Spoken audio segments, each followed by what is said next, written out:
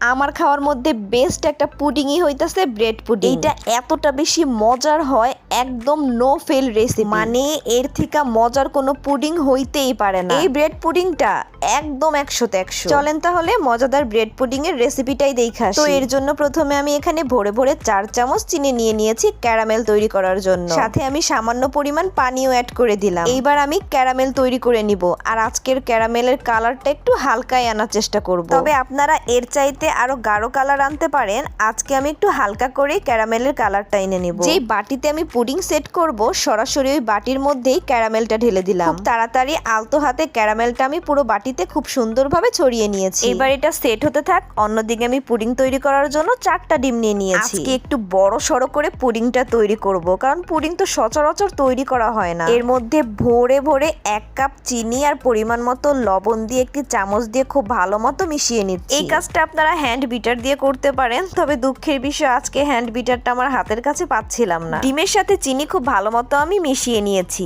আর এই পাশে আমি নিয়ে নিচ্ছি পিস রুটি। এবার ওই রুটিগুলো আমি ছোট ছোট টুকরা করে কেটে নিব। আপনারা চাইলে রুটির সাইডের অংশটা নাও দিতে পারেন, তবে আজকে আমি পুরো রুটিটাই এখানে ব্যবহার করব। যেহেতু রুটির পিসগুলো ছোট ছোট, তাই আমি সাইডের অংশটা কেটে নেইনি। পুরো রুটিটাই আমি পুডিং এ ব্যবহার করব। এইখানে আপনারা ছোট বড় যে কোনো ধরনের পাউরুটি ব্যবহার করতে পারবেন। সবগুলো পাউরুটি আমি একটি বাটিতে নিয়ে নিয়েছি। এবার এখানে জাল করা কুসুম দুধ দিয়ে দিলাম। এখানে আধা কেজি দুধ আছে, মানে 4টা ডিমের জন্য আধা কেজি দুধই কিন্তু একদম পারফেক্ট একটা পুডিং তৈরি করে দিবে। টেস্ট আরো বাড়ানোর জন্য এখানে 10 টাকা দামের 2টা গুঁড়া দুধের প্যাকেটে আমি ব্যবহার করলাম। দুধের সাথে পাউরুটিগুলো খুব ভালো মতো মিশে গিয়েছে। এবার সরাসরি ডিমের ওই মিশ্রণের উপরে আমি পাউরুটি আর দুধগুলো ঢেলে দিলাম। সবকিছু একসাথে মিশিয়ে নেওয়ার পরে এগুলো আমি ব্লেন্ড করে নিব। আর সবকিছু কিন্তু এই পর্যায়ে অবশ্যই ব্লেন্ড করে নিতে হবে। পাউরুটি, দুধ, ডিম, চিনি সবকিছুর মিশ্রণ খুব ভালো মতো আমি ব্লেন্ড করে নিয়েছি। যে বাটিতে আমি ক্যারামেল সেট করে রেখেছি, ওই বাটির উপরেই সরাসরি আমি মিশ্রণটা ছেঁকে নিচ্ছি। অবশ্যই ছেঁকে নেওয়ার চেষ্টা করবেন,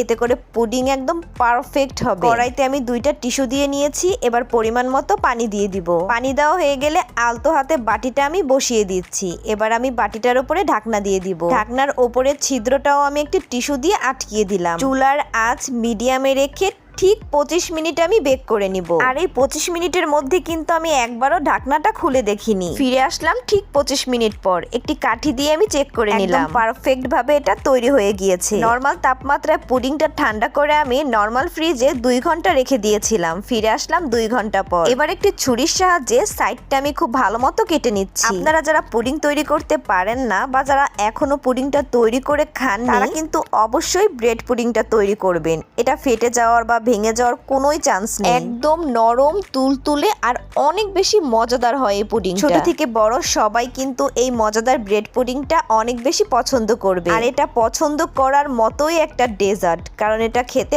অসম্ভব লেভেলের মজার হয়। ব্রেড পুডিংটা খুব সুন্দরভাবে প্লেটে আমি উল্টিয়ে নিয়েছি। এবার আমি ছুরির সাহায্যে পুডিংটা কেটে নিলাম। আপনারা নিজেরাই দেখুন এটা কতটা সফট হয়েছে আর একদম পারফেক্ট হয়েছিল। মজার কথা আর কত বলবো, নিজেরা তৈরি করে খেলেই বুঝতে পারবেন এটা কতটা বেশি টেস্টি। একটা চামচ দিয়ে আপনাদের কেটে কেটে দেখাচ্ছি এটা কতটা বেশি সুন্দর আর সফট হয়েছিল। বাচ্চাদের পছন্দের তালিকায় মনে হয় এই পুডিংটা থাকে। আজকের এই মজাদার পুডিং এর রেসিপি দিয়ে আমি বিদায় নিচ্ছি। সবাই ভালো থাকবেন। আল্লাহ হাফেজ।